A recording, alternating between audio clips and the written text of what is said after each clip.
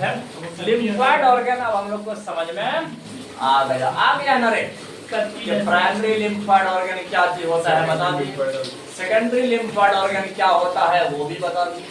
तो primary lymphoid organ में क्या था कि वो लिम्फोसाइट जो थे वो क्या हो रहे थे, एक तो इमेच्योर से एंटीजन सेंसिटिव बन रहे थे, लेकिन और सेकेंडरी लिम्फोइड ऑर्गन क्या कर रहे थे, वो साइट प्रोवाइड कर रहे थे interaction between the lymphocyte and antigen. Lymphocyte और एंटीजन के बीच में फाइटिंग करने का जगह कौन प्रोवाइड कर रहे थे, सेकेंडरी लिम्फोइड ऑर्गन। लेकिन अब बताते हैं इन सारे लिम्फोइड ऑर्गन का फंक्शन। हाँ देखिए फंक्शन ऑफ लिम्फोइड ऑर्गन, चलो देख लीजिए functions of lymphoid organ. Lymphoid organ, तो लिम्फोइड ऑर्गन के फंक्शन चलो समझते हैं लिम्फोइड ऑर्गन के फंक्शन क्या क्या है। हाँ तो चलो सबसे पहले है बोन मैरो। जानते हो बोन मैरो कि जिसे हिंदी में अस्थि मज्जा कहते हैं कि नहीं, तो बचपन क्लास में पढ़े, आज तो बचपन क्लास में हो। तो चलो समझना है बात को, ये जो बोन मैरो है, बोन मैरो देखिए, ये जो बोन मैरो जो देख रहे हो तो ये करता क्या है, जितना भी लिम्फोसाइट है, जितना भी लिम्फोसाइट है और आपका जो ब्लड सेल है इरिथ्रोसाइट, तो ये सबको बनाने का काम बोन मैरो करता है। तो बिल्कुल याद रखना है, जितना भी आपका रेड ब्लड सेल है और दूसरा हो गया लिम्फोसाइट, अब ये सबको बनाने का काम कौन करता है, बोन मैरो करता है। क्या बात याद रखना है, जितना भी बन रहा है, जितना भी लिम्फोसाइट बन रहा है, हाँ, उसको बना करके बढ़ाते हैं, बढ़ा करके एंटीजन सेंसिटिव बनाते हैं। देखिए तो उसको बढ़ाते हैं, बढ़ा करके एंटीजन सेंसिटिव बनाते हैं, एंटीजन को पहचानने के लिए कहते हैं। ये सब काम किसका है, आपका प्राइमरी लिम्फोइड ऑर्गन का। उसमें से एग्जांपल है आपका बोन मैरो, है कि नहीं। याद रखना मत इन बोन मैरो, देख लीजिए बोन मैरो में क्या होता है, बोन मैरो में क्या होता है, ये अस्थि मज्जा है, याद रखना है। देखिए ऑल ब्लड सेल, जितना भी ब्लड सेल होता है, जितना भी ब्लड सेल होता है and lymphocyte and lymphocyte and lymphocyte and lymphocyte,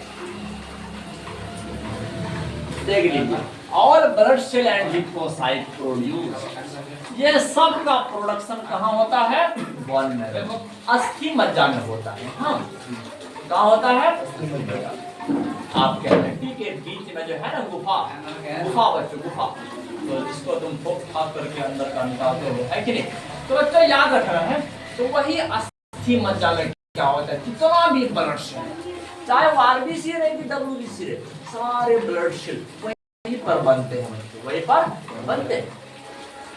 हाँ अब देख लीजिए, और दूसरा वाला जो है, दूसरा जो प्राइमरी लिम्फोइड ऑर्गन है, जिसे हम लोग क्या कहते हैं, थाइमस। क्या कहते हैं, थाइमस। ये थाइमस जानते हो, एक लॉब्ड ऑर्गन है।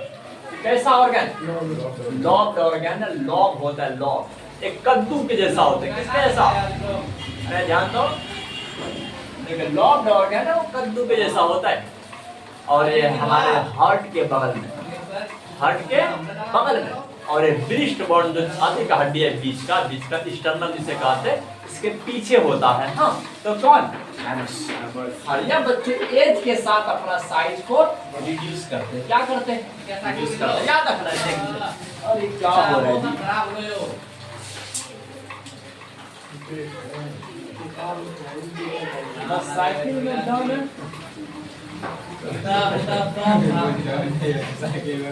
अरे सर पूरे किताब नहीं चाहिए तो हटाना चाहिए, किताब निकाल, अरे पूरे किताब निकाल, यहाँ आ रहे किताब हमारा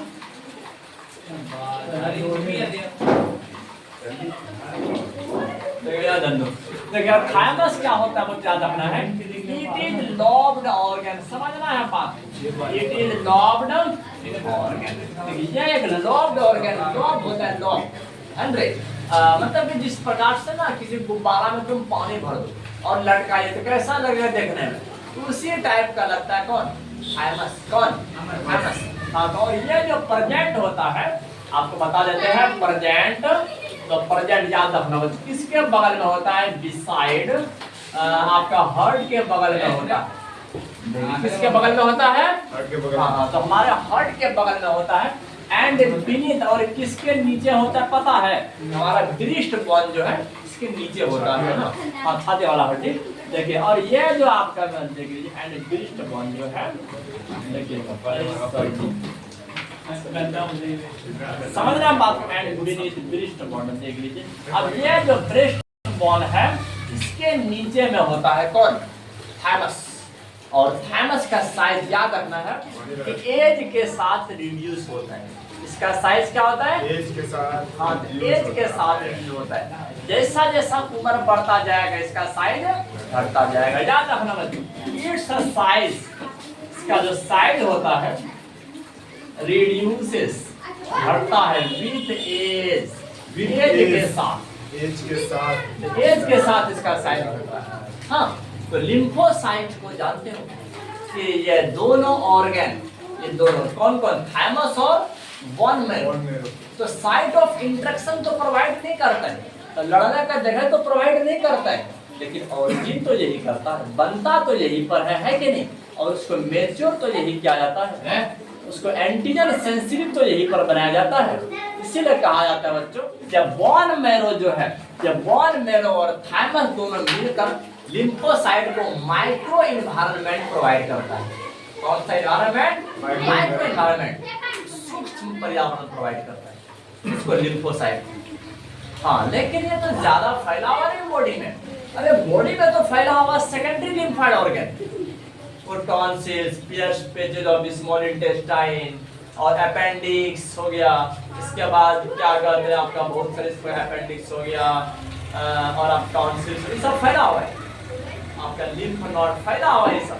हाँ, लेकिन ये बात समझने देख लीजिए, तो ये दोनों मिलकर याद रखना, बोन मैरो जो कि हमारे हड्डी के बीच जो गुफा दिखाई दे रहा है, गुफा उसी को कहते हैं बोन मैरो। तो उसके अंदर में जो प्रेजेंट रहता है ना, उसको कहते हैं बोन मैरो।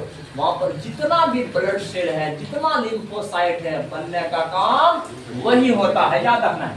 बोन मैरो हो गया, एंड बोलो दूसरा वाला थाइमस। दूसरा क्या बोलोगे? थाइमस। ये दोनों क्या प्रोवाइड करता है? Micro environment for the development of lymphocyte. Lymphocyte के डेवलपमेंट के लिए माइक्रो इन्वायरमेंट प्रोवाइड करने का काम बोन मैरो और थाइमस करता है। हाँ बच्चों, ये सब बात को समझना। प्रोवाइड क्या प्रोवाइड करता है?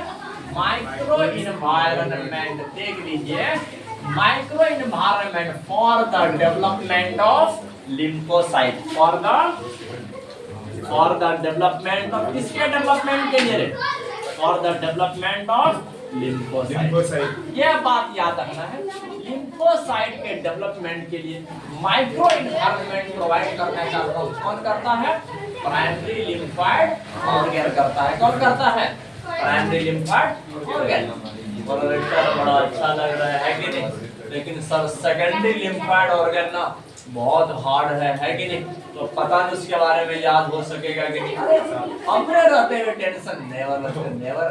सिर्फ एक बार ध्यान से समझ लीजिए, काम खत्म, आपका आगे तक जिंदगी ब्राइट हो जाएगा, है कि नहीं? सिर्फ बात को समझना है।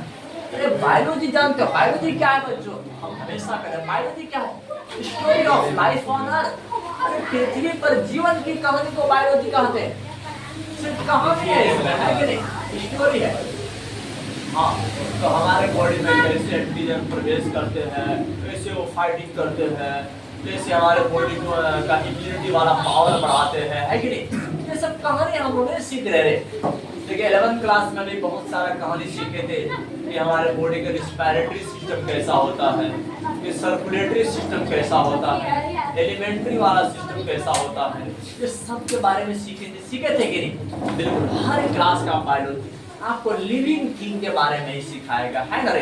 याद रखना बच्चों। चलो देख लीजिए, अब थोड़ा सा सेकेंडरी लिम्फाइड ऑर्गन पर बात कर लेते हैं। सबका फंक्शन कैसा कैसा होता है ध्यान से समझना है और जानना है। हाँ, तो चलो बच्चों, जब आपका सेकेंडरी लिम्फाइड ऑर्गन है, ये जो आप देख रहे हैं, अरे सब मिटा दिए पहले, तो समय एस्पिरिन जो है, एस्पिरिन हाँ, तो एस्प्लिन को ना ग्रेव यार्ड ऑफ आरबीसी कहा जाता है।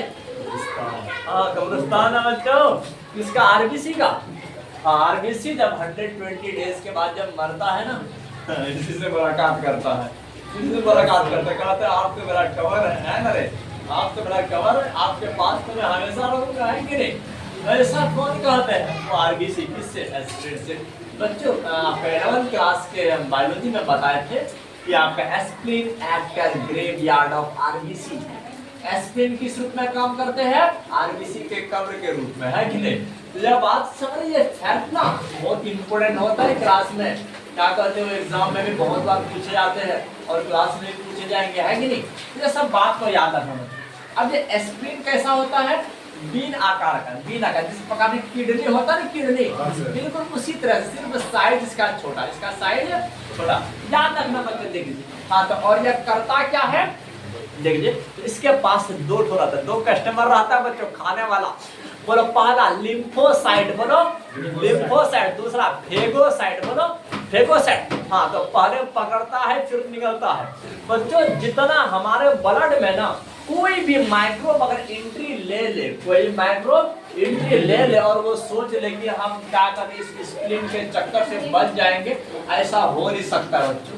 पूरा ब्लड को फिल्टर करने का काम, ब्लड में जितना भी माइक्रोब ग्रो कर रहा है उन सबको पकड़ने का काम किसका है? एस्प्लिन का है। बिल्कुल याद रखना है। इट इज बीन शेप्ड, देख लीजिए, ये बीन शेप्ड होता है, ये बीन शेप्ड होता है। जिस प्रकार से किडनी बताया था, किडनी रे बिल्कुल उसी आकार का होता है बच्चों, लेकिन ये सिर्फ छोटा होता है, किडनी बड़ा होता है कि नहीं? याद रखना है। इट बीन शेप्ड ऑर्गन होता है, याद रखना है। बीन शेप्ड ऑर्गन होता है, क्या होता है? बीन शेप्ड ऑर्गन होता है। तो देख, अब इसके पास क्या होता है? याद रखना है, एंड हैविंग, और ये क्या क्या रखता है पता है बच्चों? इसके पास क्या रखता है? लिम्फोसाइट एंड फेगोसाइट, बोलो lymphocyte and phagocyte, lymphocyte and phagocyte, lymphocyte and phagocyte, ये दोनों रहता है किसके पास? स्प्लिन के पास। याद रखना है, देख लीजिए। हाँ, अब यह करता क्या बताते हैं? अब यह करता क्या बच्चों याद रखना है, देख लीजिए। अब स्प्लिन, अरे देसाना साइड से काट ही सकते हो, एस्प्रिन देखिए क्या काम करता है, ध्यान से समझना। एस्प्रिन क्या करता है? हमारे ब्लड में जितना भी जन्म ले रहा है माइक्रोब, उन सबको ट्रैप करने का काम, उन सबको फंसाने का काम कौन करता है? एस्प्रिन। सोचिए हमारे ब्लड में भी माइक्रोब का गुजारा नहीं है, तो अगर गलती से माइक्रोब हमारे लिम्फ में घुस गया ना, वो आपका सेकेंडरी लिम्फ नोड, और हम बताए थे ना लिम्फ नोड, उसके चक्कर, उसके पकड़ से नहीं बच सकता है ना रे। हर पूरा बॉडी में कहीं पर भी माइक्रोब नहीं रह सकता है, हर जगह हमारा इम्यून सिस्टम जाल बिछा दिया, जाल। बात ऐसे होता है, तुम टिश्यू में भी नहीं रख सकते, किसी भी माइक्रोब को छुपाना चाहो तो हमारे बॉडी में छुपा नहीं सकते, इम्यून सिस्टम को पता चल जाएगा। जाल देखो, सुरक्षा कवच है ना रे। याद रखना, एस्प्रिन क्या करते हैं? ट्रैप करते हैं। मतलब देख लीजिए, एस्प्रिन क्या करते हैं? ट्रैप करते हैं। तो ब्लड बॉर्न माइक्रोब का, देख लीजिए, ब्लड बॉर्न माइक्रोब को समझिए, ब्लड में जो जो माइक्रोब जन्म ले रहा है उन सबको ट्रैप करने का काम कौन करते हैं? माइक्रोब सूक्ष्म जीव, माइक्रो ऑर्गेनिज्म कहते हैं, माइक्रो भी बोल सकते हो, आपका सूक्ष्म जीव है। तो चलो आप समझ रहे हैं। अब ये क्या देख लीजिए, किसको ट्रैप करते हैं? एस्प्रिन बोल दो, ब्लड बॉर्न माइक्रोब्स का। हाँ, मतलब हमारे ब्लड में जो भी सूक्ष्म जीव अगर वो जन्म लेगा ना, उसको ट्रैप करने का काम, फंसाने का काम कौन करेगा? एस्प्रिन। और एस्प्रिन को जानते हो, इसको रिजर्वर ऑफ इरिथ्रोसाइट का, यहाँ पर इरिथ्रोसाइट जो आरबीसी होता है बहुत ज्यादा मात्रा में पाया है। बोलोगे सर नहीं पाया, अगर आप बोलेगा कि कब्रिस्तान में बहुत ज्यादा इंसान है तो कौन सा बड़ा बात होगी अरे वहाँ तो जाते रहता ना, सप्ताह में, महीना में, हर डे में। देख लीजिए बच्चों, अगर कुछ कब्रिस्तान इतना बिजी होता है ना, आपको टिकट कटाना पड़ जाएगा हम पढ़े जाएंगे कि वो पढ़े जाएगा, बात ऐसे होता है कि नहीं? बच्चों आपको लाइन पर आपको वेटिंग के लिए रुकना पड़ जाएगा। बहुत सा जगह ऐसे होता है जगह नहीं मिलता, जगह नहीं, इतना छोटा सा स्थान है और बहुत बड़ा पॉपुलेशन के लिए खास है। तो यहाँ याद रखना बच्चों, एस्पिरिन याद रखना, एस्पिरिन जो होता है also acts as large reservoir of यहाँ पर बहुत ज्यादा मात्रा में बच्चों भंडारित रहता है। कौन है? इरिथ्रोसाइट, बोलो। हाँ, इरिथ्रोसाइट मतलब समझते हो ना? अरे एक बताइए, इरिथ्रोसाइट, ल्यूकोसाइट और थ्रोम्बोसाइट, आरबीसी, डब्ल्यूबीसी और प्लेटलेट, है कि नहीं? तो ये सब बात को याद रखना है। इरिथ्रोसाइट किसे बोलेंगे बोलो? आरबीसी को। बहुत ज्यादा आरबीसी वहाँ भंडारित रहता है। क्या वजह है जानते हो? क्योंकि spleen acts as graveyard of RBC. RBC के लिए एस्पिरिन कब्र का काम करता है। किसका काम करता है? है ना? समझना, हमारे बॉडी में भी बड़ा फंक्शन है ना रे। तो चलो अगला वीडियो में हम लोग सीखेंगे।